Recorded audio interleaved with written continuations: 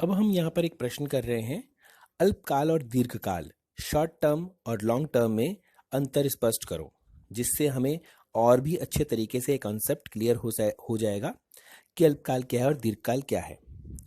तो अल्पकाल के बारे में सबसे पहले यहाँ पर आधार है और सबसे पहले अर्थ, डेफिनेशन समझनी है। अल्पकाल से अभिप्राय उस अवधि से होता है जिसमें उत्पादन की मात्रा को केवल परिवर्ती साधनों में परिवर्तन लाकर ही बदला जा सकता है। यह कह रहा है यदि आपको उत्पादन बढ़ाना है तो आप स्थिर साधनों में परिवर्तन नहीं कर सकते। स्थिर साधन जैसे भूमि, बड़ी महंगी मशीनरी, इमारत, उनमें परिवर्तन नहीं कर सकते। लेकिन आप जो परिवर्ती साधन है, परिवर्ती साधन कौन से हो गए? जैसे श्रम ऐड कर सकते हैं। फॉर एग्जाम्पल, हलवाई की दुकान है, आपने हलवाई की दुकान खोली है, आपको उत्पादन बढ़ाना है तो आप लेबर ज़्यादा रख लो, आपका उत्पादन बढ़ जाएगा, ज़्यादा मिठाइयाँ बना सकते हैं, समोसे ज़्यादा बना सकते हैं। तो इस प्रकार से जो परिवर्ती साधन है उनमें परिवर्तन ला करके उत्पादन को बढ़ाया जाता है। यह अल्पकाल की डेफिनेशन। दीर्घकाल,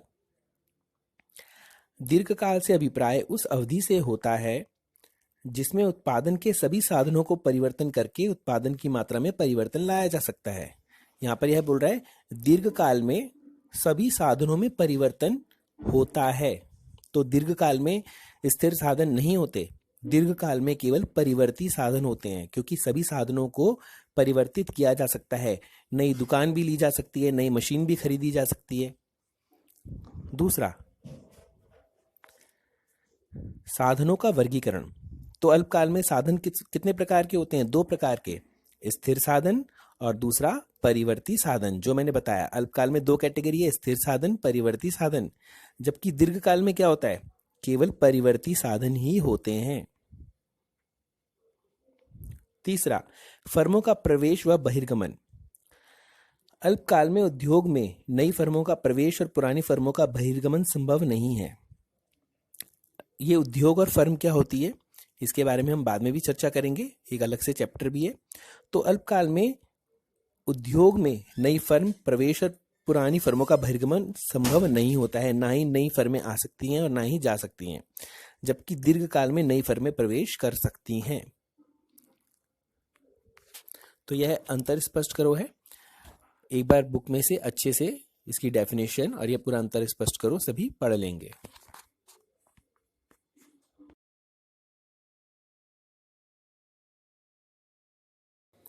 अब हम एक और अंतर स्पष्ट करो करेंगे, स्थिर साधन और परिवर्ती साधन।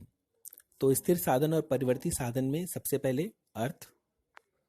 स्थिर साधन कौन से होते हैं? स्थिर साधन वे साधन होते हैं जिनकी मात्रा को अल्पकाल में परिवर्तित नहीं किया जा सकता, जिन्हें हम शॉर्ट टर्म में, शॉर्ट पीरियड में बदल नहीं सकते। दूसरी ओर परिवर्ती साधन, परिवर्ती साधन वे साधन होते हैं जो अल्पकाल में बदले जा सकते हैं, जैसे श्रम अधिक लगाया जा सकता है। दूसरा, उत्पादन के साथ संबंध। इनका उत्पादन के साथ में कोई संबंध नहीं होता। स्थिर साधन क्योंकि स्थिर है, इसलिए उत्पादन में उनका योगदान नहीं है। आपकी फैक्ट्री है, तो फैक्ट्री तो आपकी है, उसको बढ़ाया घटाया नहीं जा रहा, उससे उत्पादन बढ़ घट नहीं रहा। बढ़ घट किससे रहा है? ज़्यादा श्रम लगा दिए, परिवर्ती साधन की वजह से बढ़ रहा है। अधिक श्रम लगाएंगे, अधिक कच्चा माल यूज़ करेंगे, तो उससे उत्पादन बढ़ेगा। तो परिवर्ती साधनों के कारण ही उत्पादन में परिवर्तन होता है।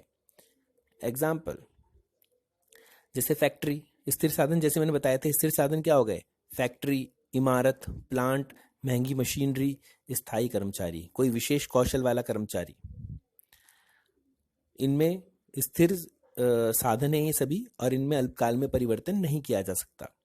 दूसरी ओर परिवर्ती साधन, परिवर्ती साधन क्या हो गए? कच्चा माल, उत्पादन बढ़ाना है, कच्चा माल बढ़ा दिया।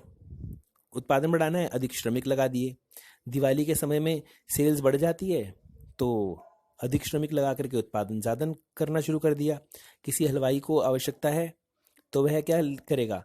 उसके जो स्थायी कर्मचारी हैं, स्थायी कर्मचारी क्या हैं? स्थिर साधन, वह टेम्परेरी बेसिस पे 4 लोगों को नौकरी और दे देता है, तो वह क्या कहलाएगा? परिवर्ती साधन। अस्थायी कर्मचारी, ईंधन। तो इस प्रकार से यह क्या है? परिवर्ती साधन के एग्जाम्पल हैं। यह इंपॉर्टेंट क्वेश्चन है, सभी इसे एक बार ध्यान से पढ़ेंगे और समझेंगे।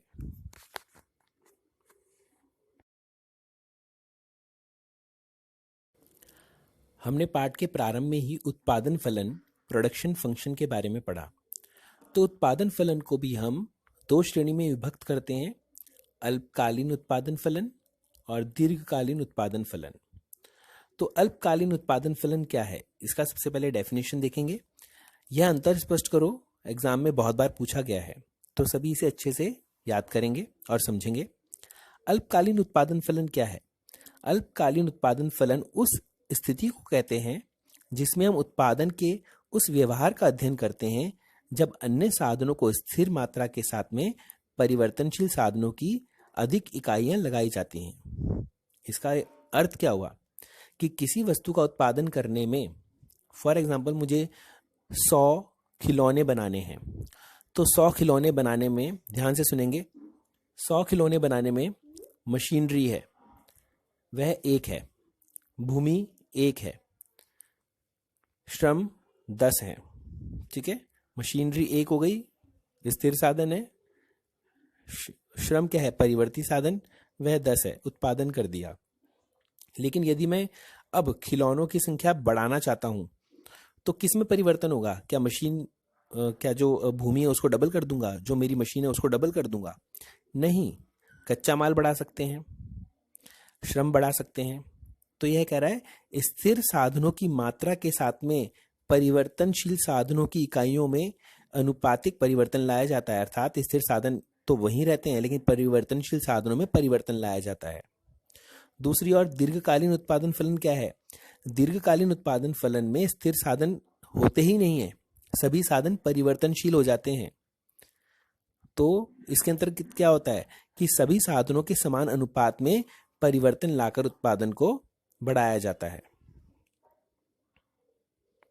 प्लांट का आकार, इसमें प्लांट का आकार नहीं बदलता। जो आपकी जैसे फैक्ट्री है उसका आकार नहीं बदलेगा क्योंकि अल्पकाल में उसे बड़ा नहीं किया जा सकता, लेकिन इसमें प्लांट का आकार बढ़ सकता है। आप अपनी फैक्ट्री को बढ़ा सकते हो क्योंकि आपका काम चल रहा है। साधन अनुपात, इसके अंतर्गत क्या होता है साधन अनुपात अल्पकालीन उत्पादन फलन में, कि आपको उत्पादन बढ़ाना है तो साधन अनुपात स्थिर साधन और परिवर्तनशील साधन के अनुपात में परिवर्तन होता रहेगा। क्योंकि स्थिर साधन में कोई परिवर्तन नहीं हो रहा, लेकिन परिवर्तनशील साधन है वह बढ़ता रहेगा धीरे धीरे, तो अनुपात परिवर्तित होता रहेगा। दूसरी ओर इसमें समान होता है अनुपात। संबंध, इसका संबंध साधन के प्रतिफल से है। साधन के प्रतिफल क्या होते हैं? क्योंकि ये साधनों की बात कर रहा है। और इस दूसरी ओर इसका संबंध पैमाने के प्रतिफल से है।